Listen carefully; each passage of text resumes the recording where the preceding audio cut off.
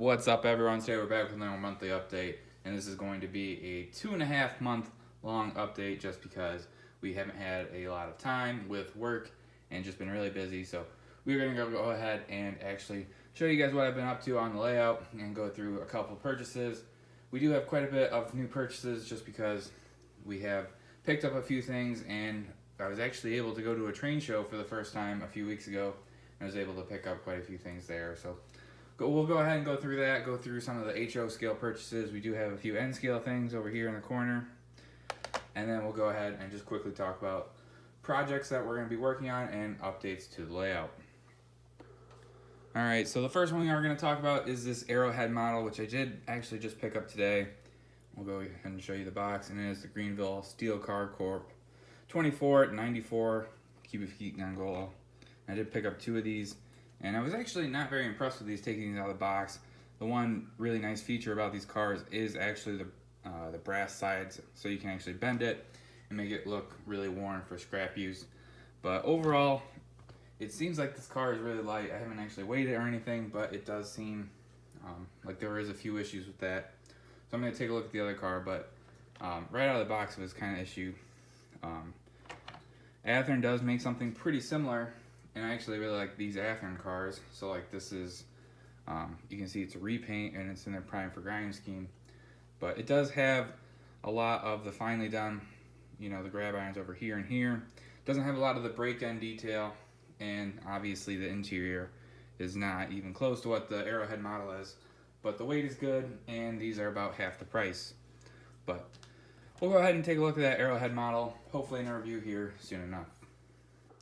Alright, so up next we do have the Walthers mainline 85-foot General American G85 flat car from TTX. And this, I believe this is their second run. I missed out on the first one and I really wanted it. And then finally on the second run, I went ahead and was able to pick this up. And so this car, it's really nice. It's got like a skeleton style spine car almost look to it, but it does fit 40-foot containers. It's really snug on these 40-footers. And then it also fits 220 containers, so these little 20-foot tank car containers. Looks really nice. I really like the whole look of it. I don't know how much I'll use it, but overall it looks pretty cool, and it does have some exposed brake line details on that. So hopefully we can get a review on this guy because it's a really nice car. This is another pickup from today, and it's the Trinity 3230 covered hopper, and this is very similar to what BLMA produced with their. They had a 4-bay series covered hopper. That's kind of a pressure differential car. And this one is 3-bay, which is a little bit more modern. And it does come in this new nice box called the Master Plus line. But it is from the BLMA model, and it looks like they just chopped off one of the bays. And I've seen a lot of these cars, so it's really nice to actually see a model representation of this. So I did pick up 2 of these. So hopefully we'll be able to get out a review on this. And overall, it's a really nice car. I like it a lot, and I think I'm going to go pick up more of these just because it is a very modern car, and I've seen a lot of these, especially in this 3-bay configuration, more so over the 4-bay one that BLMA has produced lately and Atlas has re-released. Another recent pickup is this Rapido Trains ACF FlexiFlow hopper, and this was one of their critically acclaimed releases, and overall I'm liking it a lot so far. I did notice one of these couplers is kind of busted, but overall, it's a really nice car, and classic Rapido quality. Just looks really great. There's a lot of detail on these cars, and they look really great. It's kind of out of my era. These are more like a 70s car, but overall, I think it looks really nice. And worst case scenario, it'll be a nice museum piece. But there's a lot of great detail on these cars, so hopefully we'll be able to get a review out here pretty shortly on these guys, because they are very nice cars from Rapido. This one was another recent pickup, and it is the American Limited production car of a TKN style car, and it is the modern style, and this one would hold diesel fuel. And I really like this car. I picked it up. I know these were released several years ago, and they were really only available for Santa Fe or ATSF, and they have a series of colors, yellow, reds, for different fuels they would carry, but this one is white and carries diesel fuel. And I was actually just really surprised how much detail was in these. So there's a lot of end body detail and underbody detail, as well as rolling side bearing caps, which I was not really expecting. It really caught me off guard, and I think these cars are actually a really nice addition. I was just really surprised by that. But overall, really nice car. I think we'll go ahead and weather it up for maintenance away use, just because it's a diesel oil car, so it can be really used for any sort of maintenance away operations.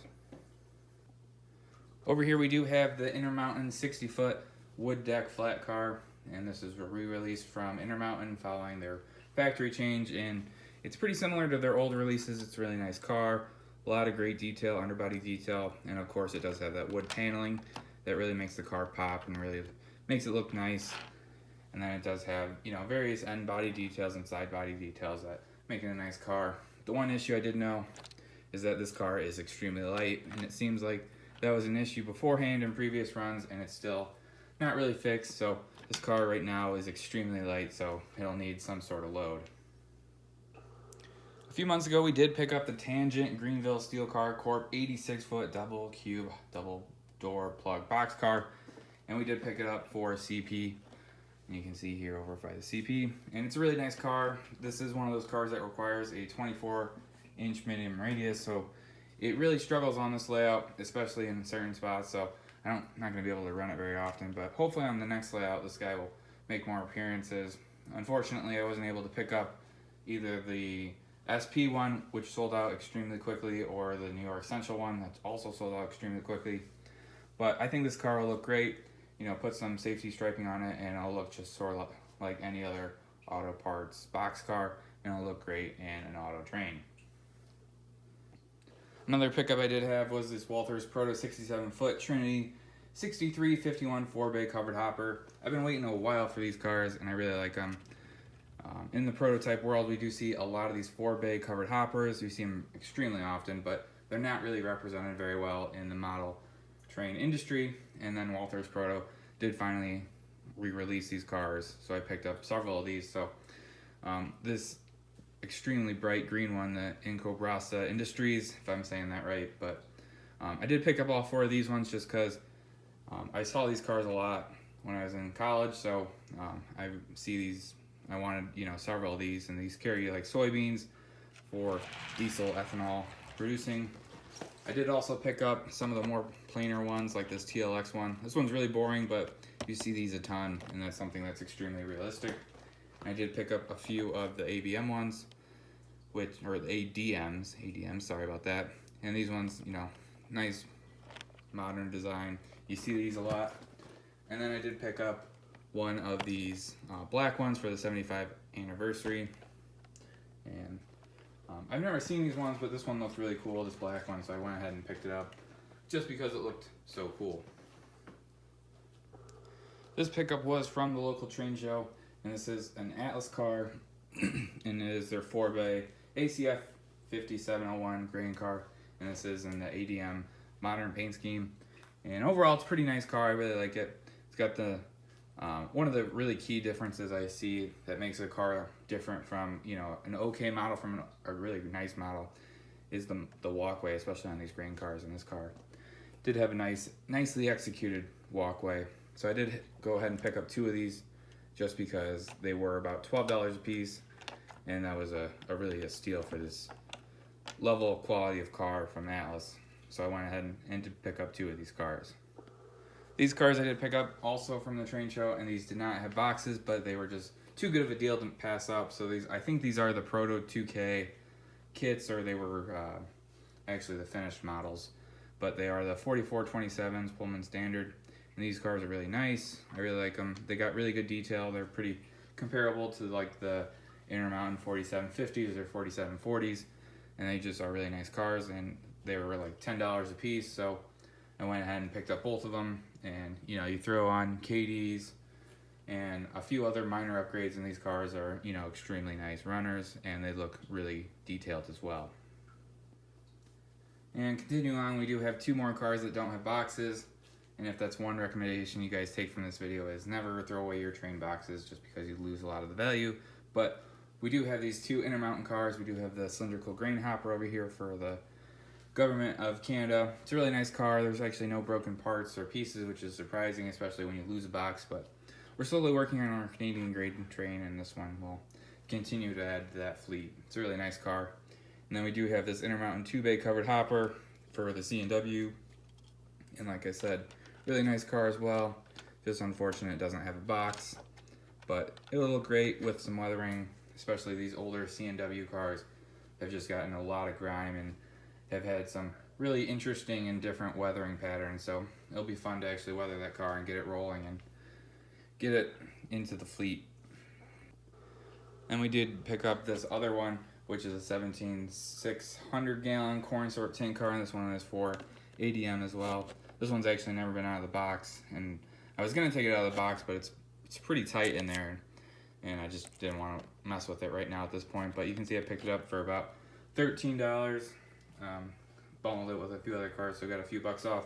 But it's a really nice car, and it'll look good with the other corn syrup tin cars that I have in the fleet. One of the more unusual things I did pick up was the Stuart Hobbies locomotive.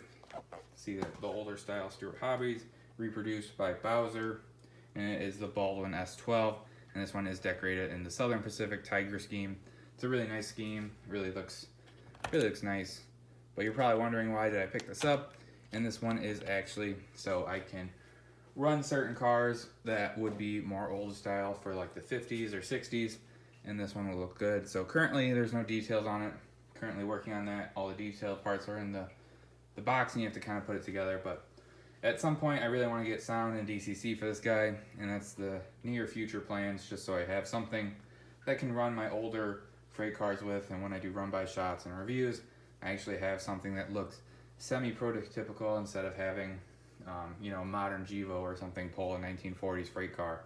But at some point this guy will definitely get the upgrades, and you'll see him more on the fleet running and moving merchandise around. And for the last HO scale pickup, we do have this Athearn Genesis SD75M, and this is in the Santa Fe war bonnet scheme, and it really looks nice. I really like these, and I actually picked it up for a pretty good price. I've had these before, but they were missing detail parts, and this one is brand new in the box. All the detail parts are still in there, so this one will get all the upgrades, you know, DCC sound, all that, and then we'll go ahead and patch it out for PRLX, which a lot of these locomotives is what they were sold for. And you'll be able to see in some of the roster shots I've seen where they just painted over the Santa Fe, and then they put like a number in front of this 2, and it was sent off to PRLX, and it was in leasing service. So I'm really excited to try that. I think these have weathered extremely nicely, especially when you get this this red turns into a nice pinkish color, and I think it looks really cool. But at some point this one will start making the rounds and, you know, actually get a full upgrade. So in terms of N scale pickups, I did pick up these 3 cars from that local train show, and we'll just quickly go through them. First off is this 2-bay BNSF micro trains covered hopper. Picked this guy up for about $10, so it was a really nice deal, and it'll look great in the fleet. Picked up this, I think it's an Intermountain car. There's not really a whole lot of info on it, but it's a really nice car, and it is an X-Rock unit, and it's tagged out for the UP. So I actually have this car already, but I don't have a case for it, so now I'll be able to swap this out and either put the one in revenue service, and I believe I'm gonna send the other one to a friend, as he really likes rock, and it'll be kind of funny to have a UP car on it. So, and then I did pick up this other UP car, and this is for the C&W, and you can see it's a repaint on an extremely rusted car. I think this one is actually a 2-pack, and they just sold it as a single car, but I'm not 100% sure on that. But it was only like $10, so it was a really nice deal for what looks like a really nice car. And then I did pick up these 2 cars as well today, and we just have kind of an auto rack that's, I think this is their Halloween one, just because it has the little Grim Reaper and the vultures here on the ends. And it's for the Norfolk Southern. It's an auto rack. It's a really nice car. I really like their auto racks with all the weathering, especially just because auto racks are just full of absolute tons of graffiti, and I think this will be a nice addition to the fleet. And then I did pick up their Railbox graffiti car number 10. So they've been doing, you know, a Railbox graffiti car every month, and this is just another one in the fleet. And I don't think I've ever seen a Railbox car in the modern era that doesn't have a ton of graffiti on it, so this just matches really nicely. And I think I've told you guys, but just the roofs on these are absolutely insane. Just that really makes or breaks these cars, I think. It's the actual roofs on these cars. But that's all I picked up for N scale. Not too much compared to the HO scale stuff, but did pick up a few things. Alright guys, so that's basically all I got for you guys in terms of updates. I know it was more of just show you guys what I bought and look at all the cool stuff I bought, but that's really all I've done. I did do a little things on the layout where I've been trying a few different washes to see what will match best with kind of this track right here. Not so much this one, but more so the ones on the back, just because it has a darker complex, whereas this one's pretty much standard buff and with sprinkled in with little bits of cinder. But I've just been working on that, trying to get as closely as possible. And like I've said, we've just been really busy with work, and I just haven't had time to actually come down here and work on stuff, or actually even, you know, work on buildings or anything like that. So progress on the layout's really stalled, but here in a few, I think 2 more weeks of, you know, super busy work, the schedule really opens up, so we'll be able to get down here and do some more work and really make some good progress here, especially with winter coming around and kind of being stuck inside more. But tell me what you guys think. Tell me if you guys had a favorite car. I know we picked out a lot. I really like those 3-bay master line covered hoppers, the pressure differential ones. I think that's my favorite so far. I'll grab these guys. This one. I think these are just, you know, absolutely nice, and you just see a ton of them in the modern era, so I'm really happy. And then a lot of those pickups without the boxes from the local train show I think were really nice. So tell me what you guys think. Comment, rate, subscribe if you guys want to see one that in a review or something that, you know, it might be a little bit farther on the list, but if you guys really want to see it, you know, we'll be able to bump that up for you guys. So tell me what you guys think for like the 3rd time. Comment, rate, subscribe, and we'll see you next time.